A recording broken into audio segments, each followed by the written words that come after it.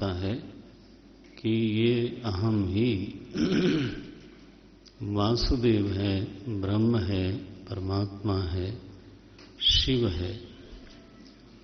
तो ये ज्ञान तो नहीं है, ये भावना है।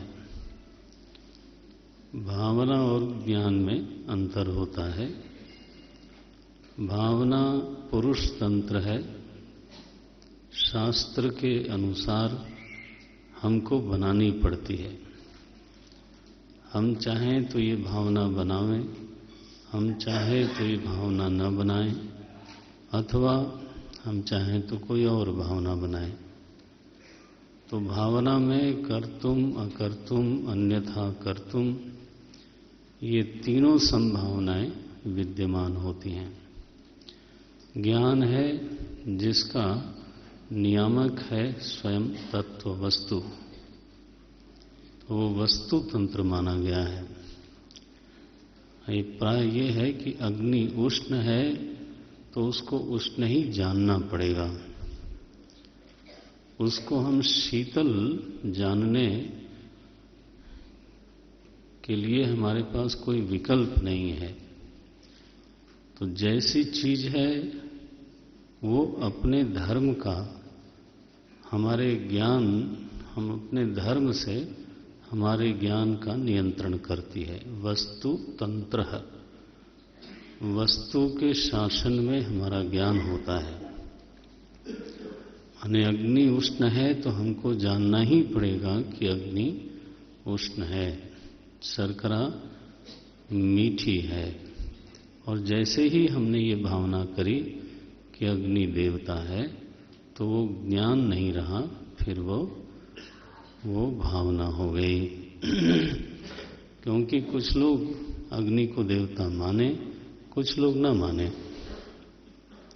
कुछ लोग और भी कुछ मान लें, लेकिन अग्नि उष्ण है ये सभी के लिए बराबर है, तो ऐसा सभी को मानना ही पड़ेगा। तो जब भावना की बात कही जाती है तो वो बनाई गई भावना है, उसके फल बहुत बड़े बड़े होते हैं, लेकिन फिर भी वो ज्ञान नहीं है, वो यथार्थ नहीं है।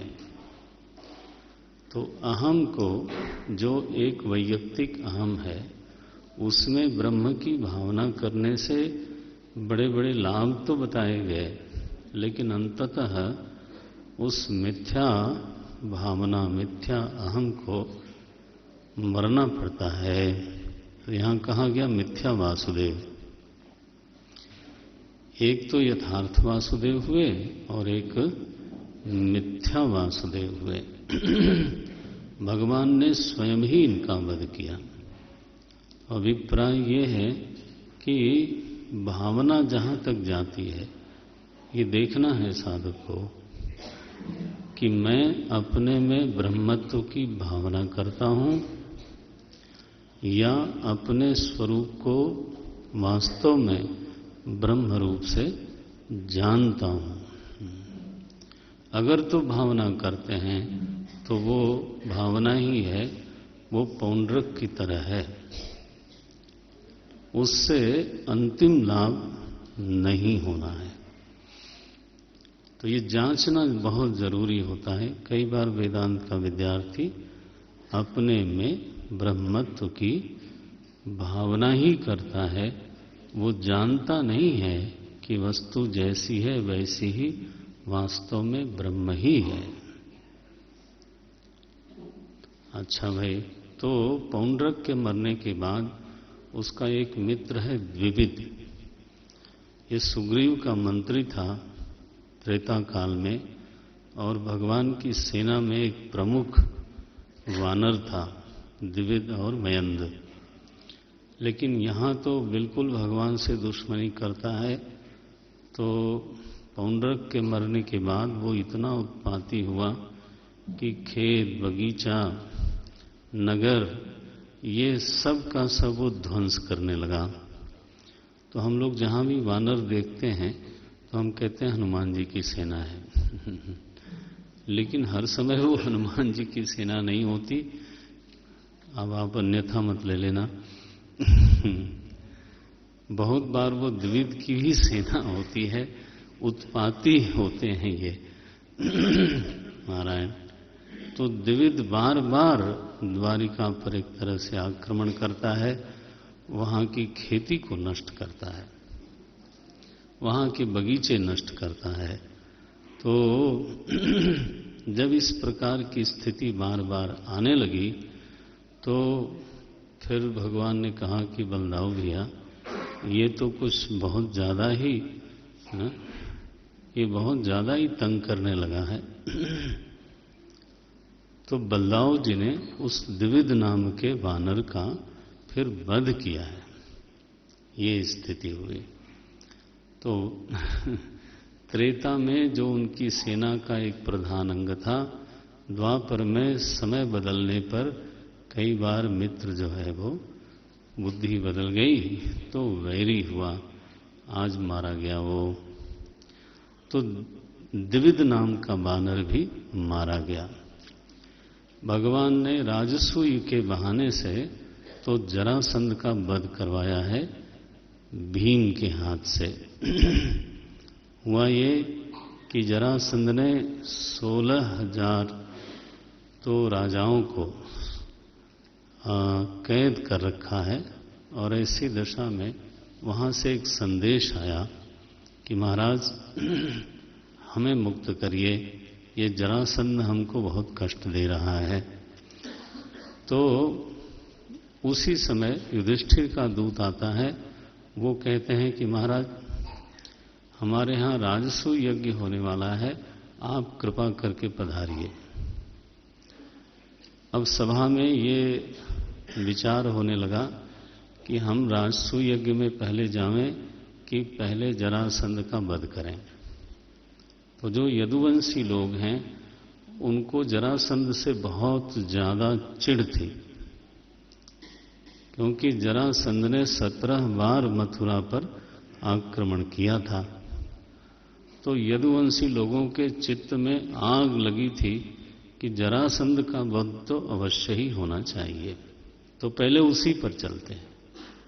भगवान यहां अंत में जब विवाद तय नहीं हुआ तो भगवान उद्धव जी से सलाह मांगते हैं। ये 70वें अध्याय में ये विषय आता है। बोलते हैं, हमने ये श्लोक बोला था, भगवान कहते हैं 70वें अध्याय का अंतिम श्लोक है 46वां 47वां, त्वम ही न परमम चक्षु।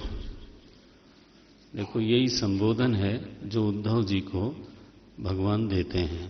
त्वम ही न 46 70वें अध्याय का 10वां श्लोक, त्वम ही न परमम चक्षु सुहृन् मंत्रार्थ तत्त्ववित् तथात्र ब्रूहि अनुष्ठेयम् श्रद्धमः करवाम तत्।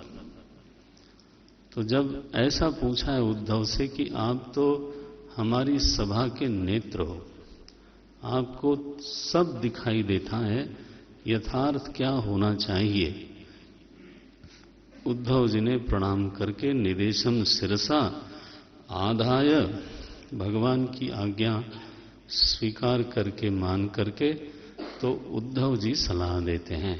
उन्होंने कहा महाराज मेरी राय में राजसूय यज्ञ में पहले जाना चाहिए।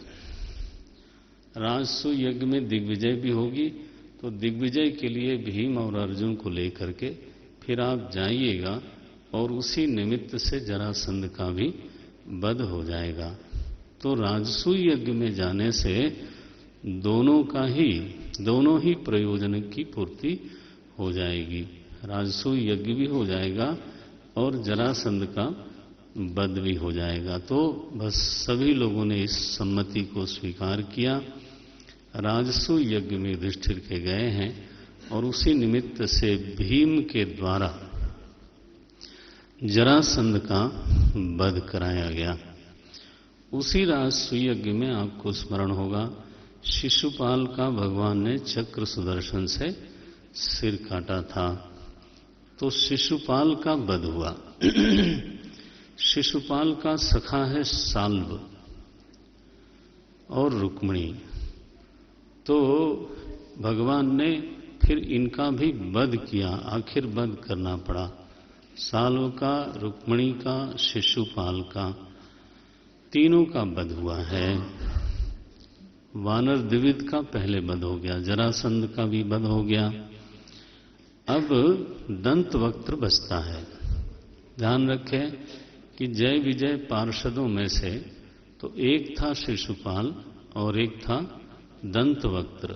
तो अवतार का एक बड़ा प्रयोजन ये था कि जय विजय की ये मुक्ति कराई जाए, क्योंकि ये उनका अंतिम तीसरा जन्म था। तो दंतवक्त्र गदा लेकर के भगवान पे टूट पड़ता है और भगवान ने उसका वध किया, अपनी कौमुदी गदा से उसका वध किया। बोले देखो तुम मेरे वैसे तो मौसेरे भाई हो, तुम मातुले हो, तुम तो मेरे मौसेरे भाई हो, लेकिन अब क्या करें। शरीर तो बड़ा प्यारा है, लेकिन शरीर में व्याधि होती है तो उसको मारना पड़ता है। बहुत क्लासिकल दृष्टांत है। अपना होने से भी सभी कुछ रखने लायक नहीं होता। शरीर अपना है और शरीर में व्याधि हो तो बोले फिर उस व्याधि को मारना पड़ता है। और यदि व्याधिग्रस्त अपना हाथ भी हो, तो पूरे शरीर की रक्षा के लिए कभी उसको काटना भी पड़ता है। तो इस तरह से दंतवक्त्र का भी भगवान ने वध किया, आप कहिए उद्धार किया है। इस प्रकार से ये सारा जो दुष्ट दलन की लीला है वो यहां पे जाके पूरी होती है।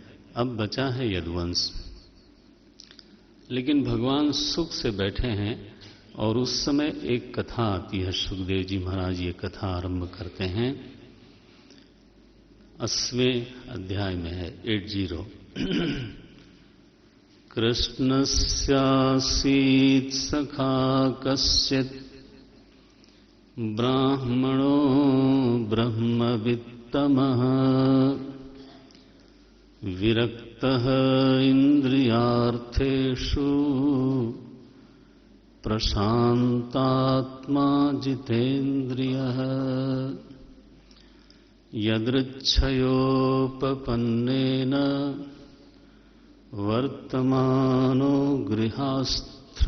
गृहाश्रमी तस्य भार्या